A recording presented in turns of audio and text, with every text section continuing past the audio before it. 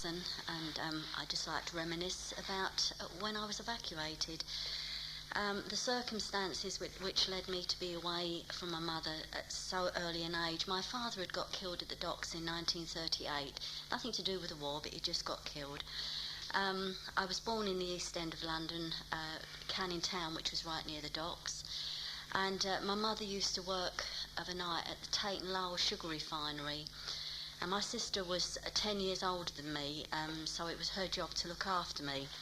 And I've been told that I was quite a naughty child.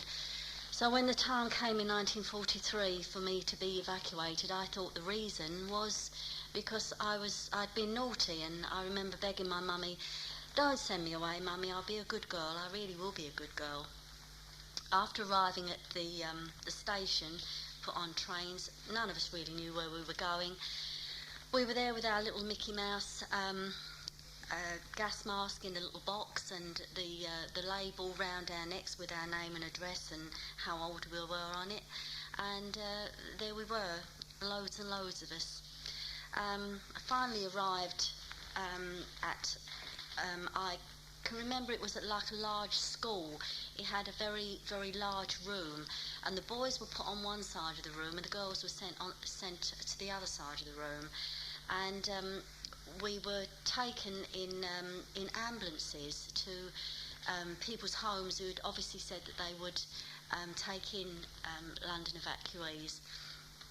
I got quite attached to the young lady whose name was Irene, who drove the ambulance.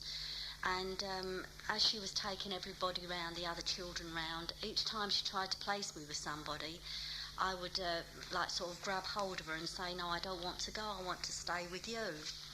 So at the end of the evening, I was the only one that was still left, and Irene said to whoever was in charge, "Well, look, I'll take her home with me tonight and I'll bring her back in the morning." So she took me home, and as we walked into the house, it was a very, very, very old house, not a very big house, and her mother, who I got to know very well as Aunt Marion, was kneeling down polishing her black stove, and she turned round and she looked at me and she said, "Oh my good God, what have we got here?" And I stayed the night, and the next morning I still didn't want to go away from Irene, and I ended up staying there till March 1947.